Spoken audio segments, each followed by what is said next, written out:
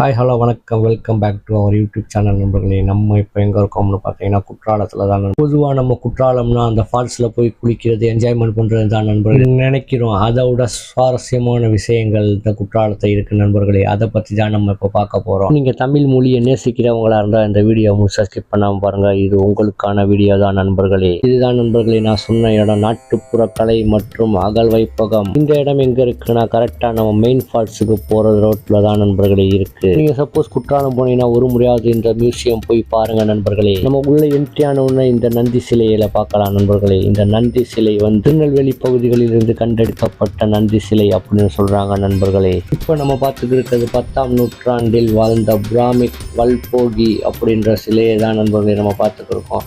இவர் ஒரு மகான்னு நினைக்கிற நண்பர்களே, உங்களுக்கு தெரிஞ்சா கமெண்ட் பாக்ஸில் சொல்லுங்க. பாருங்க நண்பர்களே, நம்ம 18ஆம் நூற்றாண்டில் செய்யப்பட்ட ஒரு சிலையை தான் பார்த்துட்டு இருக்கோம்.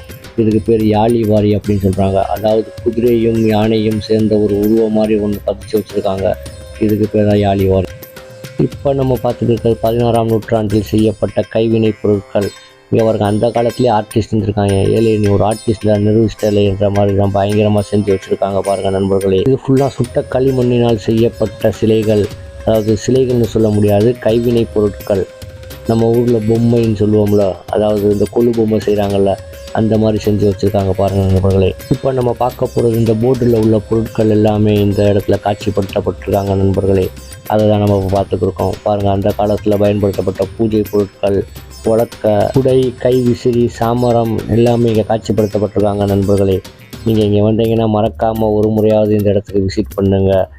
வருகின்ற தலைமுறைகளுக்கு நம்ம தான் இந்த மாதிரி எடுத்து சொல்லணும். இங்கே வந்து அடல்ட்ஸுக்கு 5 ரூபீஸ் சார்ஜ் பண்ணுறாங்க, சில்ட்ரன்ஸுக்கு வந்து 3 ரூபீஸ் சார்ஜ் பண்ணுறாங்க நண்பர்களே. இப்போ நம்ம பார்த்துக்கிறது பழங்குடி மக்களின் பாரம்பரிய பொருட்கள். இந்த வீடியோ உங்களுக்கு பிடிச்சிருந்துச்சுன்னா 4 பேருக்கு ஷேர் பண்ணுங்கள். மறக்காமல் நம்ம சேனலை சப்ஸ்கிரைப் பண்ணுங்கள், கமெண்ட் பண்ணுங்கள், ஷேர் பண்ணுங்கள் நண்பர்களே. நம்ம சேனலில் அடிக்கடி இந்த மாதிரியான சுவாரஸ்யமான விஷயங்கள், தகவல்கள் அனைத்தும் வந்துக்கிட்டே இருக்கும் நண்பர்களே. மறக்காமல் சப்ஸ்கிரைப் பண்ணிடுங்க நண்பர்களே.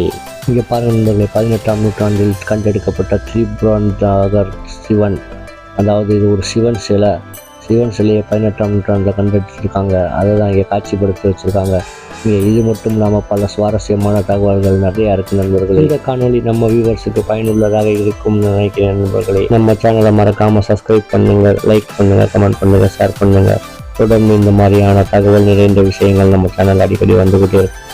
இப்போ நம்ம பார்த்துட்டு தமிழ் பிராமிக் கல்வெட்டுக்கள், அதாவது தமிழ் பிராமிக் லெட்டர்ஸ் அப்படின்னு சொல்லுவாங்க. இந்த லெட்டர்ஸ் வந்து நம்ம மதுரை அட்டாப்பட்டின்ற கிராமத்தில் வந்து ஒரு கல்வெட்டாகவே செஞ்சு செதுக்கி வச்சுருக்காங்க நண்பர்களே. இந்த கல்வெட்டுக்கள் பற்றி உங்களுக்கு தகவல் வேணும்னா நம்ம யூடியூப் சேனலில் இருக்குது நண்பர்களே, பார்த்து தெரிஞ்சுக்கோங்க நண்பர்களே. சப்போஸ் நீங்கள் இந்த மியூசியம் வந்து விசிட் பண்ணணும்னு நினச்சிங்கன்னா இந்த மியூசியம் வந்து ஃப்ரைடே லீவ் நண்பர்களே.